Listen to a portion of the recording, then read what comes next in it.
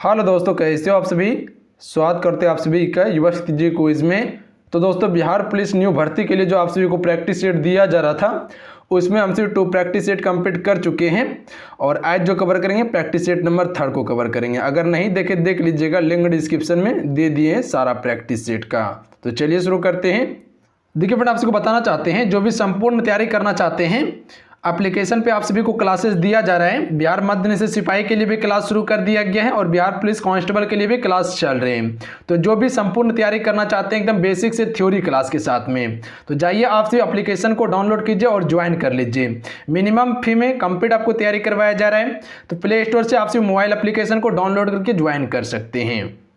आइए आज की सेट का फर्स्ट क्वेश्चन देखिए आपके स्क्रीन पे है कि भारतीय संविधान के अनुसार राज्यों की विधायिका में सम्मिलित है। अगर इन सेट में किसी भी क्वेश्चन का आंसर पता हो तो अपना आंसर आप सभी नीचे कमेंट बॉक्स में बता सकते हैं। ऑप्शन आपको नीचे देखने के लिए मिल जाएंगे। तो इसका राइट आंसर हो जाएगा ऑप्शन नंबर डी हो जाएगा। ध्यान रखिएगा आप सभी, ऑप्शन नंबर डी में क्या दिया हुआ है तो याद रखिएगा, राज्यपाल, विधानसभा एवं विधान परिषद जहां इसका अस्तित्व है। Right answer option number D हो जाएगा। ध्यान रखिएगा आप सभी, भारतीय संविधान के अनुसार राज्यों की विधायिका में सम्मिलित होता है राज्यपाल, विधानसभा, विधान परिषद जहां इसका अस्तित्व रहता है। ध्यान रखिएगा आप सभी। अगला क्वेश्चन देख लीजिए, क्वेश्चन नंबर 2।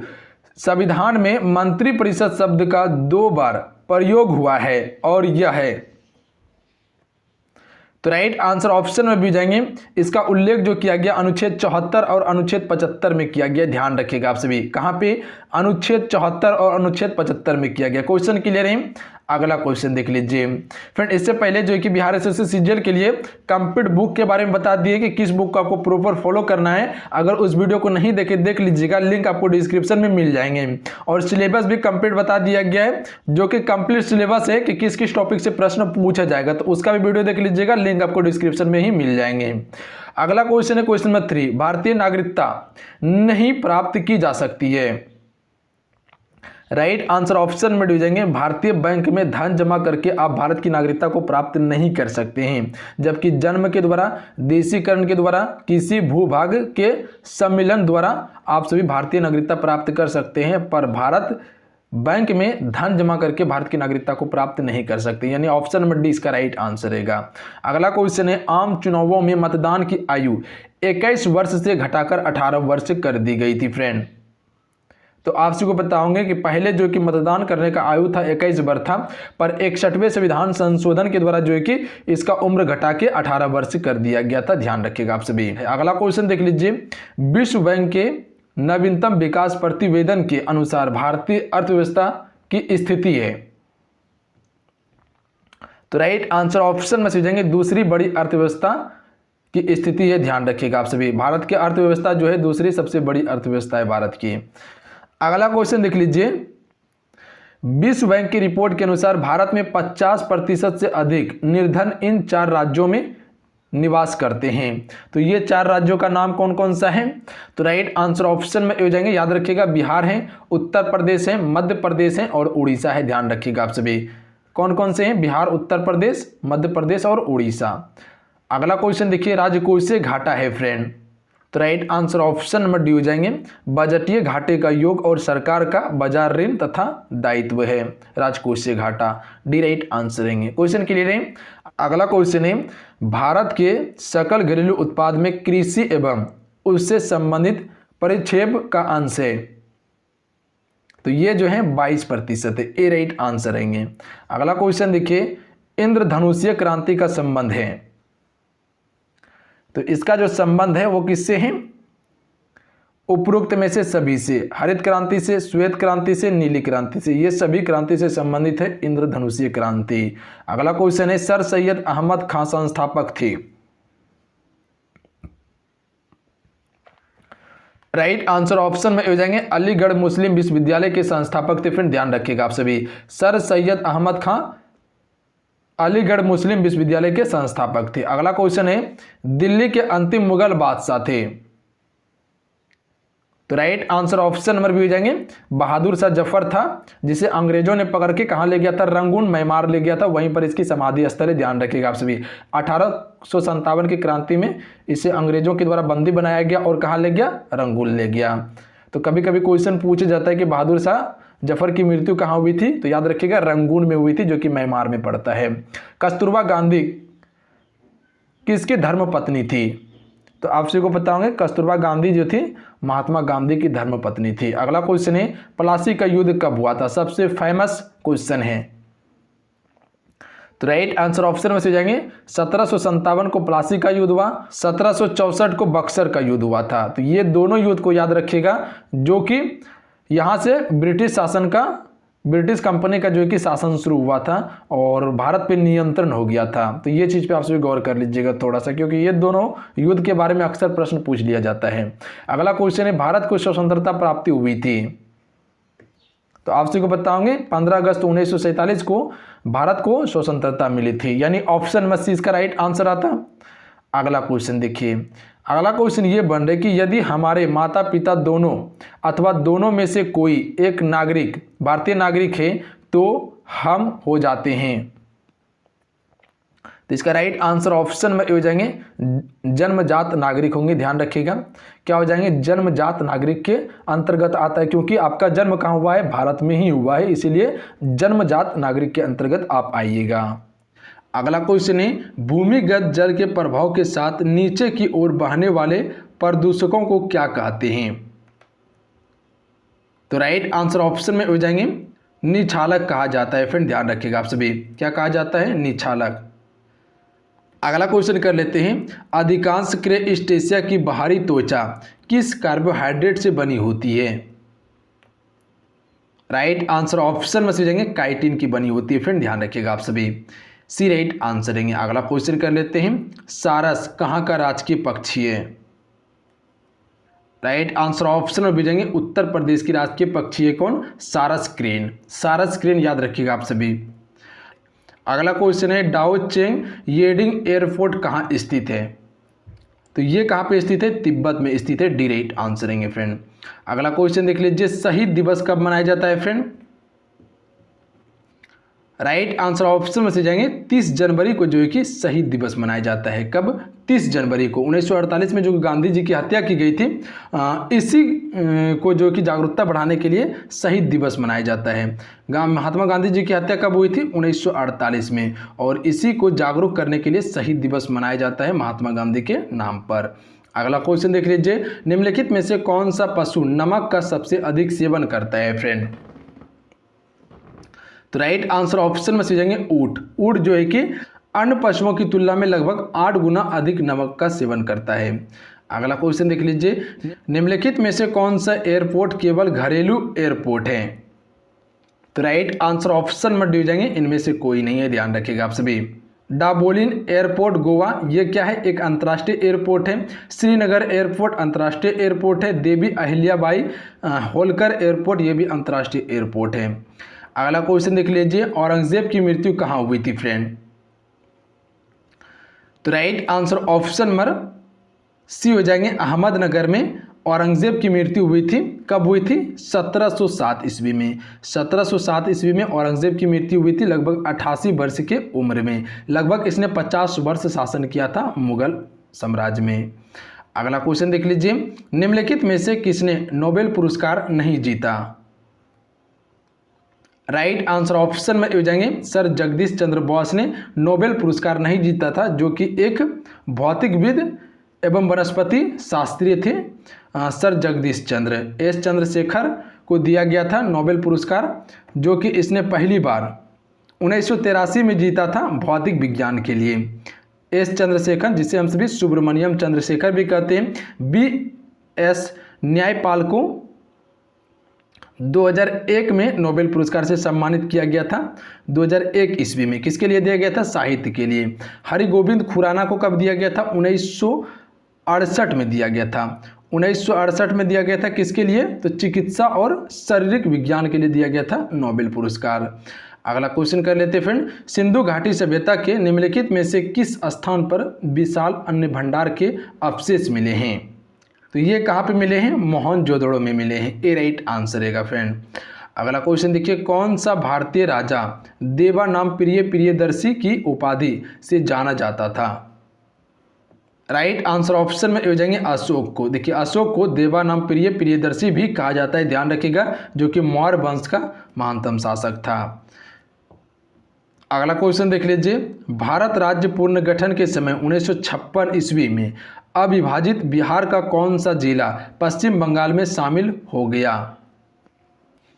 पश्चिम बंगाल में शामिल किया गया था, तो मानभूम जिला को किया गया था। सी राइट आंसर रहेंगे। अगला क्वेश्चन देखिए, कौटिल्य के अर्थशास्त्र में नहीं है। राइट आंसर ऑप्शन में भेजेंगे वंश इतिहास, जो कि कौटिल्य के अर्थशास्त्र में नहीं मिलता है, जबकि राज्य कला का मिलता है, उसके बाद आर्थिक नीति का मिलता है, सैन्य रणनीति का मिलता है, अर्थशास्त्र में विवरण, जबकि वंश इतिहास का नहीं मिलता है। अगला क्वेश्चन देख लीजिए, निम्नलिखित में से किसने अपने साम्राज्य को मजबूत करने के लिए राजपूत राजकुमारियों से विवाह की नीति का अनुसरण किया?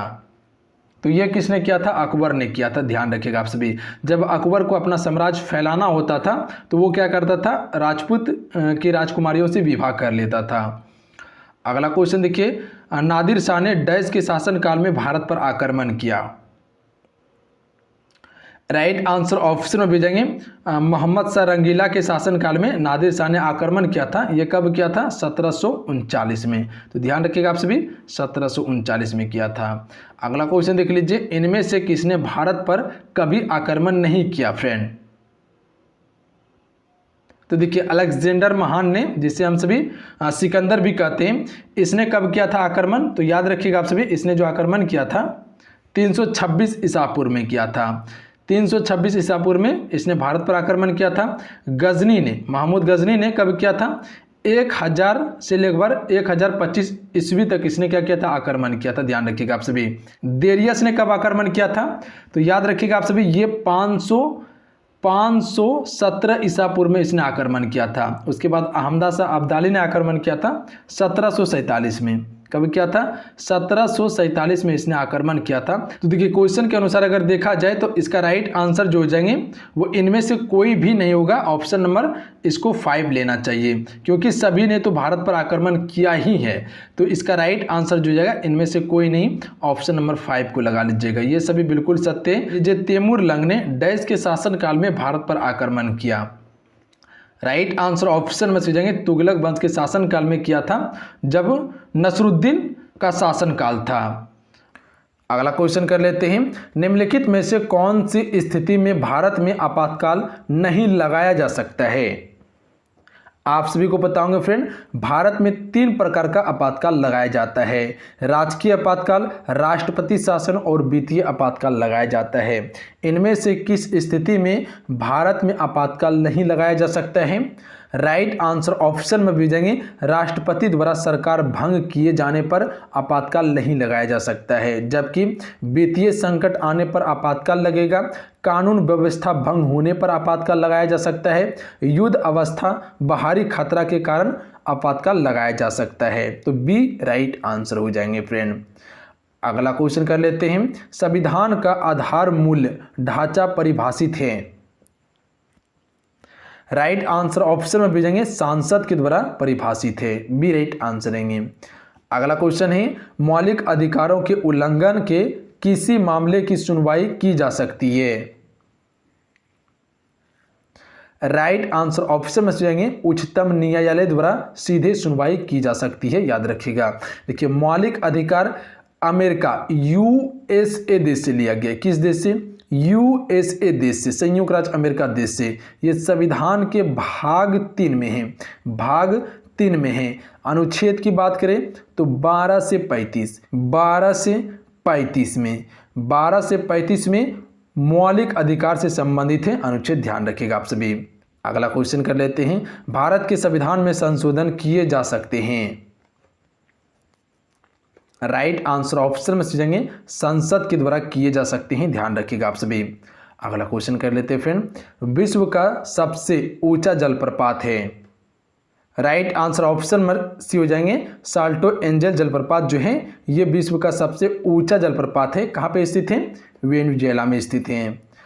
अगला क्वेश्चन है राजनीति के निर्देशात्मक सिद्धांत हैं। राइट आंसर ऑप्शन में हो जाएंगे कानून द्वारा लागू किए जाने योग्य हैं। अगला क्वेश्चन है उच्चतम घनत्व वाला राष्ट्र है। राइट आंसर ऑप्शन में भेजेंगे बांग्लादेश से। फ्रेंड ध्यान रखिएगा बांग्लादेश उच्चतम घनत्व वाला राष्ट्र है, ध्यान रखिएगा आप सभी। यहाँ प्रति व्यक्ति वर्ग किलोमीटर जो रहता है वो 25,718 व्यक्ति रहता है। फ्रेंड ध्यान रखिएगा आप सभी। अगला क्वेश्चन कर लेते हैं टेलीविजन के रिमोट कंट्रोल में प्रयुक्त विद्युत चुंबकीय तरंग कैसी होती है। राइट आंसर ऑप्शन में दी जाएंगे अवृक्त तरंग होती है। फ्रेंड ध्यान रखिएगा आप सभी। टेलीविजन रिमोट कंट्रोल में प्रयुक्त विद्युतीय चुंबक तरंग कैसी होती है, अवृक्त होती है। अगला क्वेश्चन है स्वचालित वाहनों के रेडिएटर में प्रतिहिम के रूप में किस पदार्थ का प्रयोग किया जाता है। राइट आंसर ऑप्शन में हो जाएंगे मेथिल एल्कोहल और H2O का प्रयोग करते हैं। फ्रेंड ध्यान रखिएगा मेथिल एल्कोहल और H2O का प्रयोग किया जाता है। अगला क्वेश्चन है हाइड्रोलिक प्रेस में किसका उपयोग होता है। राइट आंसर ऑप्शन में हो जाएंगे पास्कल नियम का प्रयोग होता है हाइड्रोलिक प्रेस में। अगला क्वेश्चन है बीमा ML-2 किसका अनुरूप है। राइट आंसर ऑप्शन में हो जाएंगे बल का अनुरूप है, ध्यान रखिएगा। एम का अर्थ क्या होता है, द्रव्यमान होता है, ध्यान रखिएगा। वही एल का अर्थ क्या होता है, लंबाई होता है। एल का अर्थ लंबाई, T-2 का अर्थ क्या होता है, समय होता है, ध्यान रखिएगा आप सभी। अगला क्वेश्चन कर लेते हैं फ्रेंड। अगला क्वेश्चन ये बन रहा है कि क्या घटित होने पर सहज परिवर्तन होता है। राइट आंसर ऑप्शन में भेजेंगे मुक्त ऊर्जा में कमी या घटित होने पर सहज परिवर्तन होता है। अगला क्वेश्चन है किसी मनुष्य के लिए नदी के जल की अपेक्षा समुद्र के जल में तैरना अधिक सरल होता है, क्योंकि। राइट आंसर ऑप्शन में भेजेंगे समुद्र जल का घनत्व नदी के जल के घनत्व से अधिक होता है। क्या होता है, समुद्र जल का घनत्व नदी के जल के घनत्व से अधिक होता है। फ्रेंड ध्यान रखिएगा आप सभी। अगला क्वेश्चन कर लेते हैं। अगला क्वेश्चन ये बन रहा है कि जब कोई दौड़ती हुई कार अचानक रुक जाती है तो यात्री आगे की ओर क्यों झुक जाते हैं। राइट आंसर ऑप्शन में से जाएंगे गति का जड़त्व के कारण झुक जाते हैं, ध्यान रखिएगा आप सभी। अगला क्वेश्चन है लोहे में जंग लगना क्या है। राइट आंसर ऑप्शन में भेजेंगे विद्युत रसायन परिवर्तन है, ध्यान रखिएगा। लोहे में जंग लगना क्या है, विद्युत रसायन परिवर्तन है। अगला क्वेश्चन है रेडियोधर्मी तत्व किसका उत्सर्जन करते हैं। राइट आंसर ऑप्शन में भेजेंगे अल्फा बीटा गामा का विकिरण करता है। फ्रेंड ध्यान रखिएगा आप सभी। अगला क्वेश्चन है एड्स के विषाणु किसे नष्ट कर देते हैं। राइट आंसर ऑप्शन में ये हो जाएंगे लिम्फोसाइट को नष्ट कर देते हैं, जिससे हम सभी HIV रोग भी कहते हैं, ध्यान रखिएगा आप सभी। अगला क्वेश्चन है पोलियो का नैमित्तिक जीव क्या है। राइट आंसर ऑप्शन में भेजेंगे विषाणु है, ध्यान रखिएगा। पोलियो जो फैलता है फ्रेंड वो किसके कारण फैलता है, विषाणु के कारण फैलता है, वायरस के कारण। अगला क्वेश्चन देख लीजिए एक पीढ़ी से अगली पीढ़ी को आनुवांशिकी जानकारी का अंतरण होता है। राइट आंसर ऑप्शन में से जाएंगे DNA द्वारा होता है। फ्रेंड ध्यान रखिएगा आप सभी। अगला क्वेश्चन है यदि किसी तत्व में विद्युत धारा को दोगुना किया जाता है तो उत्पादित ऊष्मा है। तो इसका राइट आंसर ऑप्शन में भेजेंगे चौगुनी होती है, ध्यान रखिएगा। यदि किसी तत्व में विद्युत धारा को दोगुना किया जाता है फ्रेंड तो उसकी ऊष्मा जो होगी वो चौगुनी हो जाएगी। अगला क्वेश्चन देख लीजिए। अगला क्वेश्चन ये बन रहा है कि एक 220 वोल्ट 50 वाट के विद्युत बल्ब को 22 घंटा जलाया जाता है तो किलोवाट घंटा में ऊर्जा खपत होगी। तो फिर आप सबको बताऊंगे कि किलोवाट आवर यूनिट बराबर जो होता है सूत्र क्या होता है, वाट गुना घंटा बटा 1000 होता है। तो वाट कितना दिया हुआ है, 50 वाट का ये बल्ब है, ध्यान रखिएगा। उसके बाद घंटा कितना है, 22 घंटा है, और कितना नीचे है, 1000। अगर इसे प्रॉपर कटाइएगा तो इसका राइट आंसर ऑप्शन में डी हो जाएंगे, 1.1 आएगा, ध्यान रखिएगा आप सभी। ऑप्शन में डी इसका राइट आंसर होगा। क्वेश्चन क्लियर है। अगला क्वेश्चन देखिए, निम्नलिखित में से कौन सा कण एक परमाणु के द्रव्यमान को निर्धारित करता है। तो राइट आंसर ऑप्शन में भी जाएंगे, न्यूट्रॉन और प्रोटॉन करता है, ध्यान रखिएगा, बी राइट आंसर रहेंगे। अगला क्वेश्चन देखिए, नाभिकीय रिएक्टरों में भारी जल का प्रयोग किया जाता है। बी राइट आंसर रहेंगे, द्वितीय न्यूट्रॉनों की गति को कम करने के लिए किया जाता है, बी राइट आंसर रहेंगे। आइए अगला क्वेश्चन देखिए, पृथ्वी की भूपर्पटी में सबसे बहुमूल्य तत्व है, ऑक्सीजन है। पृथ्वी की भूपर्पटी में सबसे बहुमूल्य तत्व कौन सा है, ऑक्सीजन। अगला क्वेश्चन देख लीजिए, अगला क्वेश्चन ये बन रहे हैं कि न्यूट्रॉन की खोज करने वाले थे। तो आप सबको पता होंगे कि न्यूट्रॉन की खोज जेम्स चैडविक के द्वारा किया गया था फ्रेंड, सी राइट आंसर रहेंगे। अगला क्वेश्चन देख लीजिए कि तत्वों जिनमें विभिन्न नाभिकीय आवेश हैं परंतु समान द्रव्यमान संख्या है कहते हैं। तो जो इसे कहा जाता है वो समभारिक कहा जाता है, ऑप्शन में डी राइट आंसर रहेंगे। अगला क्वेश्चन देखिए, अगला क्वेश्चन है केंद्र का इसके न्यूक्लियॉन से गठन में होता है। तो ये होता है द्रव्यमान में घटाव, ए राइट आंसर रहेंगे, याद रखिएगा, ए करेक्ट आंसर हो जाएंगे। अगला क्वेश्चन देख लीजिए फ्रेंड, निम्नलिखित में से किसका उच्चतम गलनांक है। तो इसका बी राइट आंसर रहेंगे, NaCl का सबसे उच्चतम गलनांक होता है फ्रेंड। अगला क्वेश्चन है, निम्नलिखित के जलीय घोल से होकर एक विद्युत धारा को प्रभावित किया जाता है, कौन सा विखंडित होगा। तो सी राइट आंसर रहेंगे, सिल्वर नाइट्रेट विखंडित होगा फ्रेंड। अगला क्वेश्चन है, ऑक्जेलिक अम्ल घोल के विरुद्ध कॉस्टिक सोडा घोल का अनुमापन के लिए अच्छा सूचक है। डी राइट आंसर रहेंगे, फेनॉल्फथेलिन है, ध्यान रखिएगा आप सभी, डी करेक्ट आंसर रहेंगे फ्रेंड। अगला क्वेश्चन देख लीजिए, यदि एक लोहे तार को कॉपर सल्फेट के घोल में रखा जाता है तो ए राइट आंसर रहेंगे, तांबा अवक्षेपित होगा फ्रेंड, ए करेक्ट आंसर रहेंगे। अगला क्वेश्चन देख लीजिए, अगला क्वेश्चन है, जल के क्वथनांक को डैश के तापक्रम के रूप में परिभाषित किया जाता है। तो ए राइट आंसर रहेंगे, जल का वाष्प दाब वायुमंडलीय दाब के बराबर होता है फ्रेंड, याद रखिएगा आप सभी, ए करेक्ट आंसर रहेंगे। अगला क्वेश्चन है, जब किसी घोल को एक अर्धपरागमीय द्वारा उसके विलायक से पृथक किया जाता है तब इस घटना को कहते हैं। तो इसे कहा जाता है प्रासरण, सी राइट आंसर रहेंगे, ध्यान रखिएगा आप सभी, क्या कहा जाता है, प्रासरण। अगला क्वेश्चन देख लीजिए, जल स्नेहक कोलियोडी को जाना जाता है। तो राइट आंसर ऑप्शन में भी हो जाएंगे, द्रव स्नेही के रूप में जाना जाता है फ्रेंड, याद रखिएगा आप सभी, बी राइट आंसर रहेंगे।